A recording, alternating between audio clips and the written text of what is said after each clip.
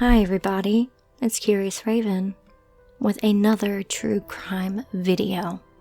This one is about a mysterious death, so let me go ahead and just get into it. The mysterious death of John P. Wheeler III. It was so baffling to so many. John Wheeler's background even makes it hard to understand what theory actually took place. Wheeler was born on December 14, 1944, in Laredo, Texas. He descended from a family of military professionals that includes Joseph Wheeler, who had served as a general both in the Confederate Army and later with the United States Army. Wheeler himself was a member of the United States Military Academy class, which lost 30 of its members in the Vietnam War. After his graduation from West Point, Wheeler became a fire control platoon leader at a base at Franklin Lakes, New Jersey from 1966 to 1967. After that, he became a graduate student of Harvard Business School, spending the summer of 1968 as a systems analyst for the Office of Secretary of Defense in Washington, D.C. He went on to serve in a non-combat position in Vietnam. Upon his return, he served on the general staff at the Pentagon. After leaving the military, he attended law school at Yale University, became a clerk for George E. McKinnon, and joined a law firm. He served both Bush administrations and became CEO of Mothers Against Drunk Driving. He also founded the Vietnam Children's Fund and served as Secretary of the Securities and Exchange Commission. Some of his outstanding accomplishments include getting the Vietnam Memorial Wall built, as well as writing an in-depth manual on how the effects of biological and chemical weapons, which he was against and strongly cautioned should be pursued with utmost restraint by the United States. With an impressive career, he was the last person family and friends could believe would be the victim of a baffling unsolved murder. The police, they called it a homicide, but actually the coroner put homicide, but supposedly they really don't know for sure. This is what happened though. On New Year's Eve, the investigation into the Wheelers' murder would go on to paint a very strange and ominous picture of the days leading to his death. Wheeler, who regularly commuted between Washington, New York, and Wilmington, lived in a waterfront duplex that he inherited from his brother in a historic part of Newcastle, located approximately a mile away. About 40 minutes later, video surveillance captured Wheeler appearing disheveled in a parking garage. He appeared to be limping and without his coat, and he was carrying one shoe in his hand. He seemed to be searching for his car, which would be later found in another Wilmington parking lot. He told one of the lot attendants that his briefcase had been stolen. "I knew something wasn't right," said Eamon Goldsboro, a parking lot attendant who encountered Wheeler, "but I never thought it would end up like this." All of this was uncharacteristic of Wheeler, and his friends said they were not aware of any health problems that may have contributed to his bizarre behavior. On the night of his disappearance, Wheeler wandered into a Newcastle pharmacy at 6 p.m., asking the pharmacist for a ride to the Wilmington train station. The pharmacist offered to call a cab for him, but Wheeler left the store. To add to the already bizarre behavior leading up to the days before Wheeler's homicide, Wheeler's neighbor claimed that during the week before his death, his television had been turned up to full volume at the residence and left on for 24 hours a day. Wheeler was practically never seen during this time. His wife had been traveling and was out of town, so she never reported him missing or saw his odd behavior. People who did see him in the days leading up to his death said he acted as if he were drunk or drugged. Wheeler was described by friends to be a bulldog of a man, an avid supporter of cadet football, and also a constant emailer. They said they suspected something was wrong when Wheeler's emails dwindled and he hadn't responded to celebratory emails when the Army won its bowl game on December 30th. Seemingly baffled, authorities were very closed-mouthed and did not elaborate as to where or how the murder happened. In fact, all they could be certain of it, that his body ended up in a garbage truck in Newmark and was transported to the city landfill. There have been several theories as to what happened to Wheeler. One such theory revolves around the dispute he was having with his neighbors. The lawsuit had been filed against Frank Mariani for blocking his view, and what made it even more menacing was that Wheeler was suspected in the arson against Mariani. Also, one of the buildings that Wheeler was wandering around the night of his disappearance was a law firm that was handling his case against Mariani. The idea is that the neighbors may have taken the dispute too far, but there is no evidence to support this theory. The second theory, there is a theory that Wheeler had gotten in too deep with the government and was silenced. Wheeler had been working as a consultant for the Maitri Corporation, a nonprofit that manages federally funded research and development centers supporting the Department of Defense, Federal Aviation Administration, Department of Homeland Security, and other federal agencies. He then went to work as the Executive Vice President and Director of Communications of the WVC3 Group, an anti-terrorism security firm based in Reston, Virginia. Prior to his death, Wheeler had been working on cyber warfare, which he had been vocal that the United States was woefully unprepared for. He was specifically working on detecting cyber intrusions and criminal activity on the nation's secured networks. Some think that this activity at the time of his death raised many red flags due to his work potentially impacting the upper echelons of the government.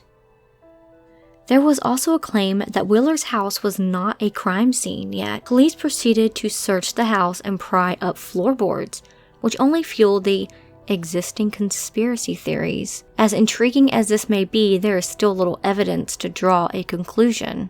On December 31st, Wheeler was found when a landfill worker saw his body fall into a trash heap in the Cherry Island landfill in Wilmington. Police ruled his death a homicide by blunt force trauma. Another mystery is how Wheeler's body ended up in the dumpster in a heavily traveled commercial area of Newmark. The garbage truck had begun its route at 4:30 a.m. and arrived at the landfill at 10 a.m. after making 10 stops at an array of businesses, including a seniors complex, a car dealership, and a public library. Many of the dumpsters were locked or had surveillance cameras in the vicinity, leading police to believe Wheeler's body was picked up towards the beginning of the driver's route. It was a shocking discovery. How did a well-respected man, almost a national hero, end up sprawled out in a garbage dump? On January 7th, 2011, police recovered Wheeler's cell phone from a house that was under construction across the street from Wheeler's home in Newcastle. Wheeler had filed a lawsuit challenging zoning approval for the neighborhood house because it was partially blocking his view of Battery Park and the Delaware River. In addition, smoke bombs had been set off in the house prior to Wheeler's death that police suspected Wheeler may have detonated. Police questioned further Wheeler may have dropped the phone while detonating the smoke bombs. Another question and a mystery that only seems to deepen with time. It seems like we'll never know what happened to him. Was it a burglary gone bad, a vendetta, or a murder on the government's watch? Maybe a terrible accident. Someone knows, but without a crime scene and no witnesses that have come forward, John P. Wheeler's death remains a mystery. And we may never know what really happened that fateful day.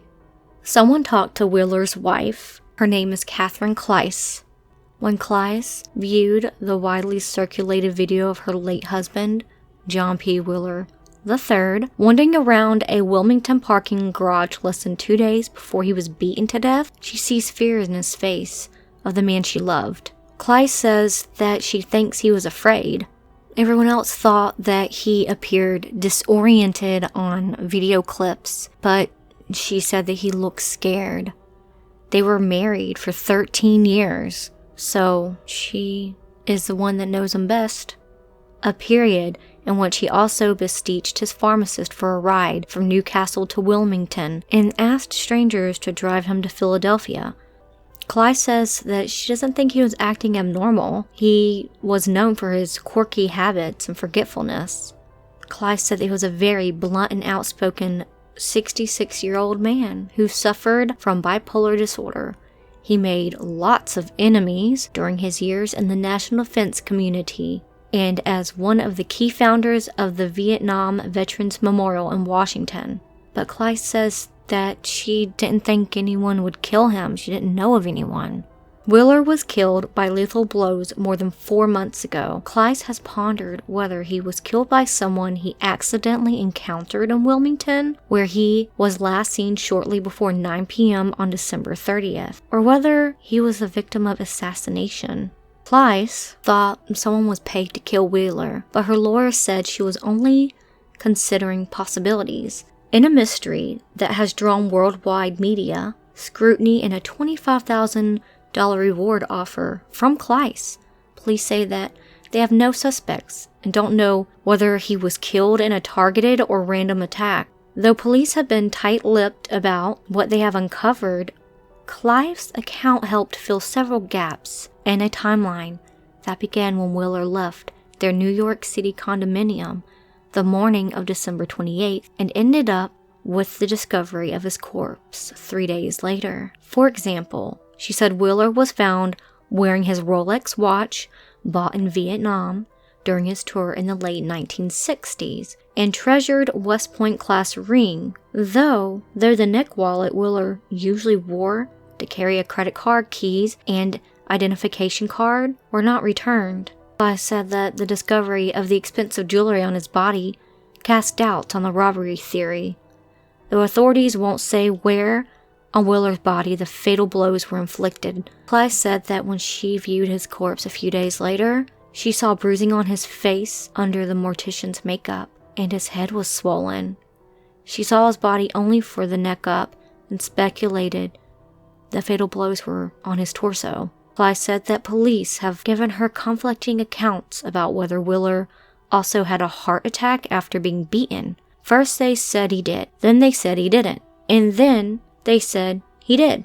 The widow also revealed that Wheeler was hospitalized briefly in 2004 during a manic phase, but said she saw no indications that he was having any emotional problems during the Christmas holidays, when they were together and mostly snowbound in New York for about 4 days, while police have been mum on what Wheeler did in Washington, D.C. on December 28th, the day he and Clyce parted ways in New York. She said he had lunch at the Metropolitan Club, steps from the White House. Wheeler's younger son from a first marriage, who was in Africa when his father was killed.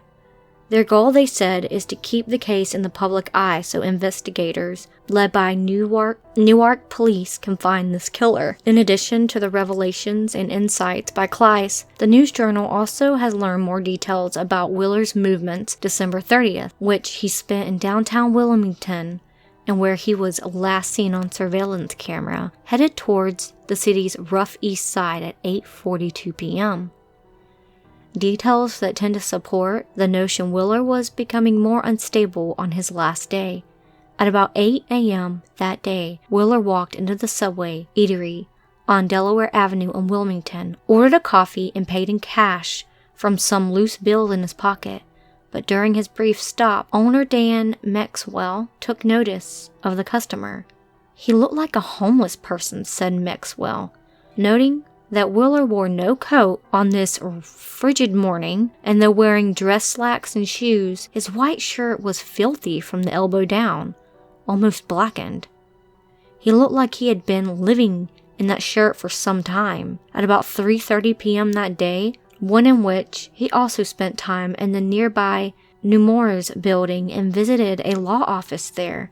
Willer stopped into the Small Business Administration office on the building's 11th floor, asking a ride to Philadelphia. Jane Armstrong, the office director, said Willer spent 5 minutes in her office, but would not describe his demeanor or appearance. Maxwell said since he's spoken about Willer to an employee of the SBA office who frequents his shop, she told him that when Willer approached her, he identified himself as a fellow federal employee. Asked which agency, and he gave no answer and departed. Maxwell said the woman told of the new disclosures. New York police spokesman Lieutenant Mark Farrell would not comment, though Newmark does not have a homicide unit. Farrell said Detective Nicholas Sanson is working full-time on the case, with help from fellow officers. Wilmington police and the FBI are assisting. We are still working the case, Farrell said. Farrell said inquiries at Wilmington hotels have not helped investigators find where Willer spent the night of December 29th, but Clyde said she thinks he spent it somewhere in Wilmington indoors. That was unusual, she said, because he only went to Wilmington for one reason: to catch the train to New York or Washington. Clyde said she doesn't know why Willer would have wanted to go to Philadelphia on December 30th, except to make his way to NYC, to meet and accompany her to a wedding in Boston. The slaying of Willer is the second time such a tragedy has befallen one of the Clyce's loved ones. In 1995, her younger sister Emily Fisher, a Memphis socialite, was stabbed to death, and the case took years to solve. Now at 67, Clyce is dealing with the anguish of not knowing her husband was killed, but of trying to piece together the puzzle of a case forensics experts call an investigator's nightmare. Police aren't sure whether he was killed in Wilmington, in Newark, where his body was put into a commercial trash bin that was emptied early on December 31st, or somewhere in between. Clyce's reward offer has promoted no good leads, Farrell said, noting that it has been weeks since any were received. Clyce, who runs a Cambodian silk import business, spoke openly about her life and times with Willer, whom she met in 1993 when both were divorced and had 2 children apiece. They married in 1997. In an interview pierced by her nervous laughter, Clyce often rubbed her reddened eyes as she described her late husband as a man committed to the nation's security, even as he often forgot where he parked his car. Willer's son said his sister Kate often told the story of that as a child. She would see her dad driving past their home instead of parking. "There goes Daddy," she would explain. Said the young Willer, "You could say he's absent-minded, but he just had his mind on bigger things." Clyce also described him as very mischievous, noting that once, when suspended from an online forum of the U.S. Military Academy class of 1966 for harsh comments, he created a fictitious identity that fooled ex-classmates. She openly discussed his mental state, saying he took medication for his manic depression and calling him a little Asperger-y. He was not, however, diagnosed with Asperger's syndrome, a form of autism characterized by high cognitive functions but difficulties in social interaction. He was once hospitalized for a period of time, she did not specify, after exhibiting behavior that she called unusually focused-driven. In recent years, though, Clyce said Willer had no significant episodes, though he sometimes ran out of the medication because he traveled so much. She said he took it regularly, on the rare times when he was out of medication. He just became in a bad mood, she said. All seemed fine over the Christmas weekend, she said. Willer arrived in New York late on December 24th, and they spent a few days Harlem condominium with family. On December 27th, Clyce said the couple planned to dine out with another couple, but Clyce said she felt sick, so Willer went alone. When she woke up the next day, December 28th, he was gone. She expected him back in a few days for the wedding. they'd never smoke again. Wheeler didn't even discuss his plans for Washington, except that he wanted to drop off Christmas gifts to a few friends. She didn't expect him to go to Mitre Corp, the McLean VA defense contractor, for which consulted on cyber defense and other issues, because he rarely visited the complex. She doesn't know what Wheeler did or whom he saw in Washington, except that he ate at the Metropolitan Club about midday on December 28th. Wheeler, who worked for the Pentagon in the last 3 Republican presidential administrations, belonged to the club frequented by military and political elite such as former Secretary of Defense Donald Rumsfeld. Wheeler sometimes spent the night in one of their fancy suites. Wheeler wasn't suited for domestic life, and the couple, with homes in Delaware and New York, were apart more than they were together, Kleiss said. The best of all possible worlds for John would be to live in the Metropolitan Club. It's a power place. Police have said they believe he returned to Wilmington that night by train, but can't account for where he slept. About 11:30 p.m. on December 28th, though, someone wearing a hooded sweatshirt, who a neighbor said matched Wheeler's husky description, threw smoke bombs into the first floor of a home under construction across the street from his house. For years, Wheeler and Kleiss have been locked in a legal dispute with the owners of the home, which particularly blocked their view of the Delaware River. A Philadelphia television station later reported that fire investigators found Wheeler's iPhone in the house, though authorities would not confirm the story. Kleiss wouldn't say whether she knew what happened to Wheeler's phone, but said that the last email the family received from him early on Wednesday, December 29th, was not sent from the phone, which he normally used for messages. Nor did Kleiss or other family members hear from Wheeler by phone again. Asked about speculation that Wheeler attacked his legal foes with a smoke bomb, Kleiss said, "It would be sort of a crazy thing to do. It doesn't bring about any positive result." Asked to explain Wheeler's wanderings on the 29th and 30th, Kleiss and his son can only guess. Why would Wheeler want his pharmacist to drive him to Wilmington? Maybe he was afraid of something in the house or around him, she said. He wouldn't want to come back here. He wouldn't want anyone to know where he was. Of the parking garage video, she said it wouldn't be out of character for Wheeler to carry his shoe if his foot hurt, nor would he have been embarrassed to do so. She also noted that at one point he starts to go up the stairs and starts to come down. He's being cautious.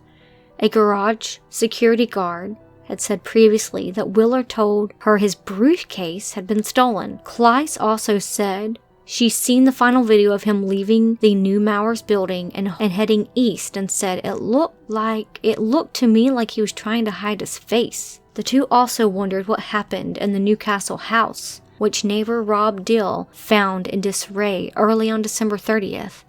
Chairs were tipped over, dishes were broken, cleaner was on the kitchen floor, and Wheeler's West Point sword was out of its scabbard. Kleiss called the condition of the house kind of strange.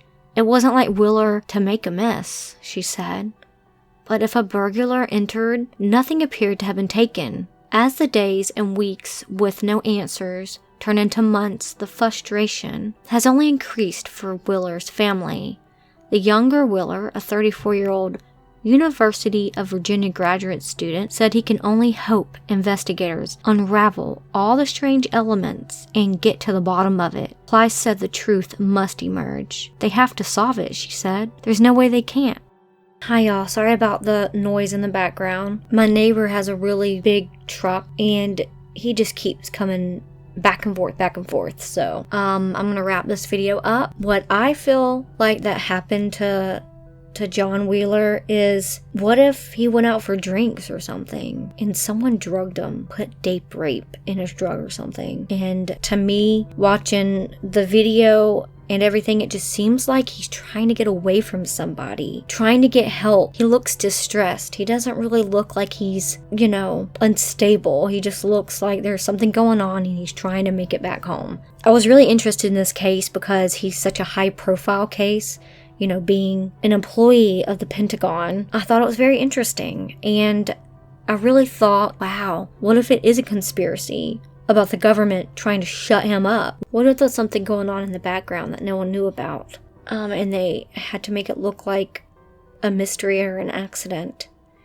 There was a theory that I heard about that some people were speculating that maybe he was trying to go to sleep and it was really cold outside because he didn't have a jacket on, and he was in the dumpster. And when the guys came and picked up the dumpster and threw all of the stuff, in the back of the truck, it compresses it. So some people speculate maybe he was crushed and died then. I don't know. I mean, his behavior is strange. He could have easily asked to use a phone somewhere and call his wife or call somebody to help him, since supposedly he left his phone in that neighbor's house. I don't know. It's just real strange, this one. But I hope one day they solve it. I mean, it's weird. Alright, remember, please like and subscribe to my channel. Sorry, this is coming out a little bit late. Took a little bit more time to research it.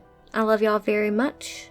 Thank you for listening to all of my stories and being a supporter of my channel. Remember, I do have Instagram, Facebook, TikTok, and all my videos. I put all the links down below. I hope y'all have a very, very good weekend. Until then, remember, it's scary out there.